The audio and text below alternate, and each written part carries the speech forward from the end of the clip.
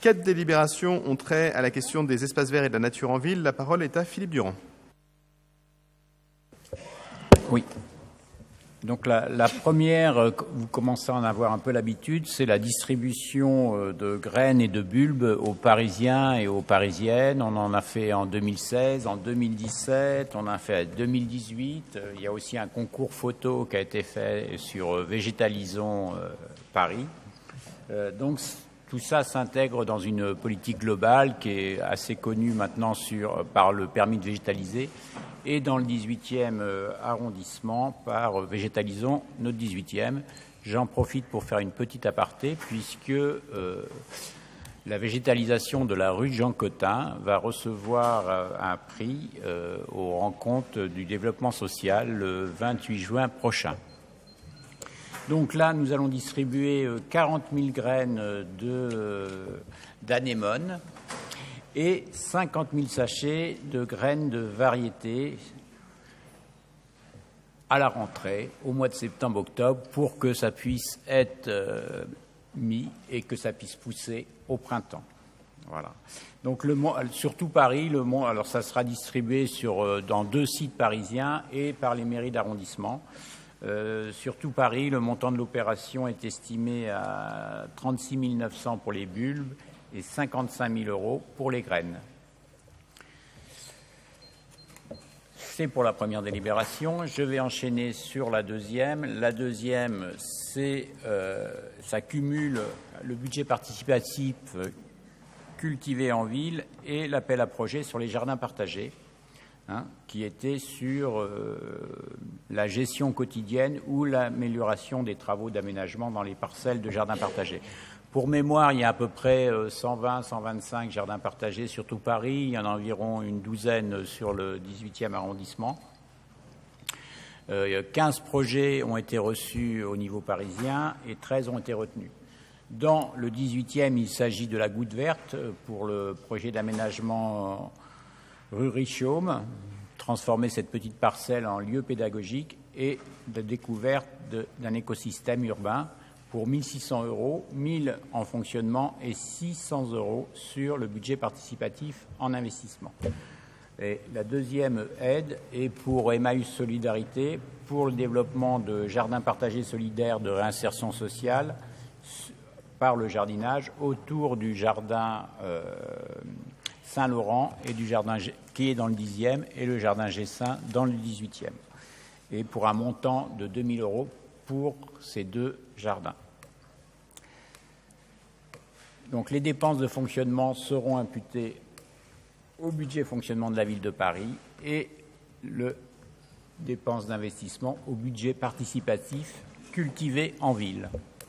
Ça, c'est pour la deuxième délibération. Après, c'est excusez-moi, c'est plus de nature en ville, c'est cela. Alors, là, c'est pour développer la biodiversité. C'est la 114. Alors, il faut que je retrouve la 114. Elle a disparu. Eh bien, je m'excuse. Je n'ai pas. Oui, je suis bien d'accord, mais elle a disparu de mes papiers, donc. L'année a été longue pour tout le monde. Je vous propose de présenter la suivante et pendant ce temps, qu'on puisse regarder si on a à disposition la 114. Je ne l'ai pas. Alors, la suivante, la 119, c'est des subventions accordées dans le cadre de la politique de la ville, comme pour la jeunesse tout à l'heure avec les sports. Là, ça concerne, surtout Paris, ça concerne 15 associations et 18 projets. Et pour le 18e, ça concerne 4 associations et 7 projets.